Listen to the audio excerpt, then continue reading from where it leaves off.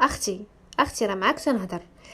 راه الا ما كانوش رجليك كيف البلارات وما كانوش حميمرين من التحت وما كانوش تيشعلوا وما فيهم حتى شقه، ما تقوليش ليا راكي عندك الانوثه كتقطر. راه حشومه وعيب وعار تخريفات الصيف ورجليك مشقوقين او حالتهم حاله من التحت.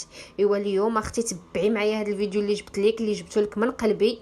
الا تبعتيه لا يدك ولا رجليك غادي تولي بحال شي بلاره، بحال شي بيضه مسلوقه. اما تنسينيش من اللايكات.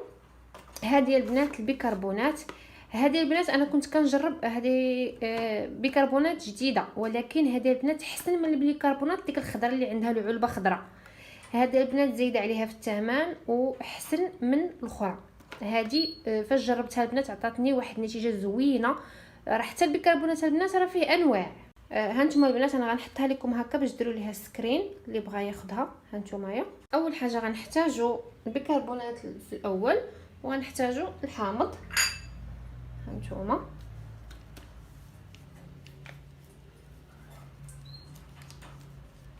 هذه اول مرحله. ضروري البنات هاد المرحله هذه ديروها للارجل ديالكم. هانتوما انا غنوريكم الطريقه.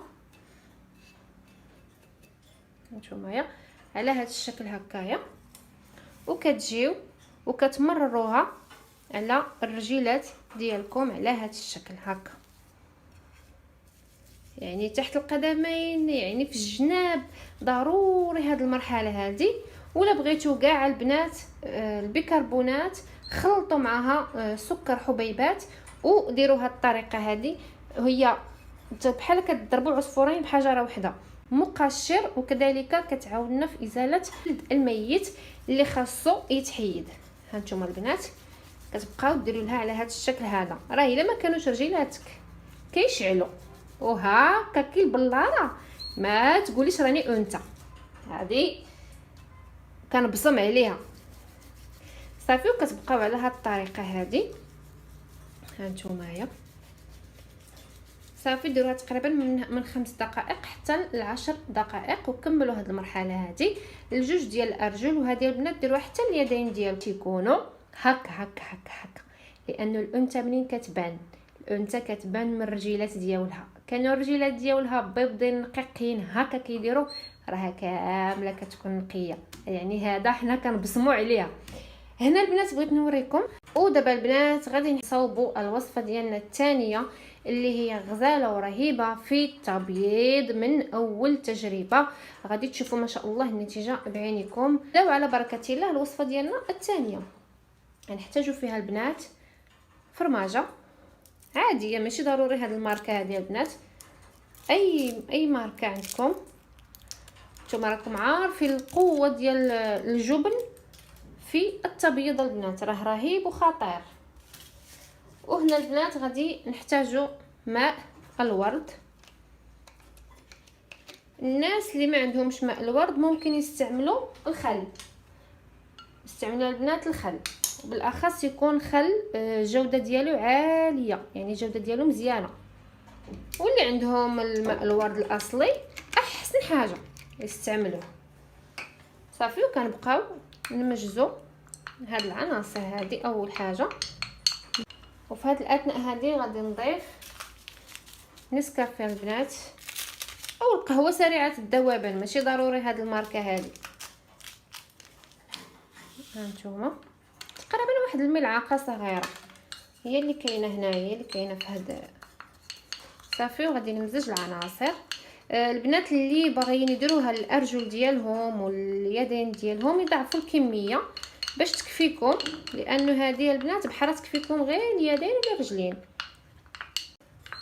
صافي هانتوما وفي هذه الاثناء هذه البنات كنضيفوا بيضه. صافي كيف ما شفتوا من بعد ما ضفت صفار بيضه صافي غنمزج العناصر جيدا. هانتوما ضروري تمزج. هانتوما كيف ما كتشوفوا. صافي هنا في هذه الاثناء غادي نضيف. هانتوما كيف ما كتشوفوا البنات هذا راه عندي الرز الابيض مطحون، غنضيف ملعقه ها هي. وكذلك ملعقه ديال نشا الذره. واذا كان عندكم البنات حتى الحليب بودره، يعني داك حليب غبره اللي حنا في المغرب كنقولوا ليه نيدو، هو اللي كاين حتى هو البنات ديروه، راه كيعطي واحد البياض فاش كيتجانسوا هاد العناصر مع بعضها.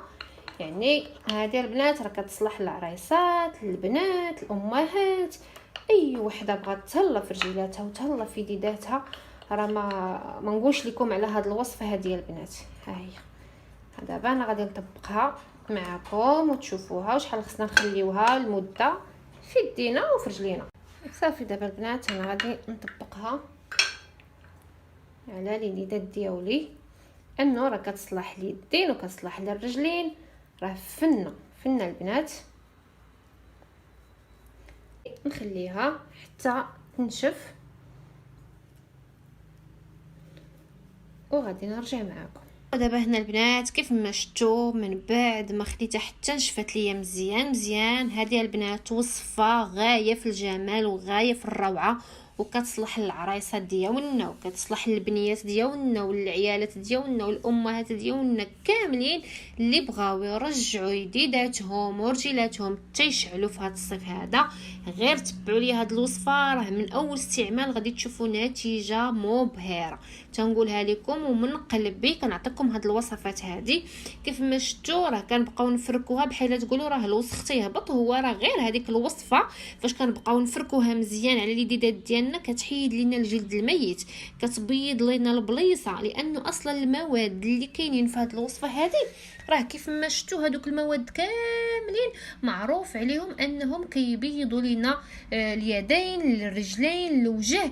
غير خاصنا نتبعوها على الاقل نديروها واحد 2 المرات متتاليه او 3 المرات متتاليه، وغتشوفي ما شاء الله النتيجه بعينيك. انا بعدا فاش كنديرهم البنات راه ما نقولش لكم يديداتي انا مقابلهم ورجيلاتي مقابلهم، وفاش كنزيد ندير الوصفات البنات والله العظيم البنات الا كنحس بواحد النتيجه خزاله، كنحس بواحد الفرق رهيب.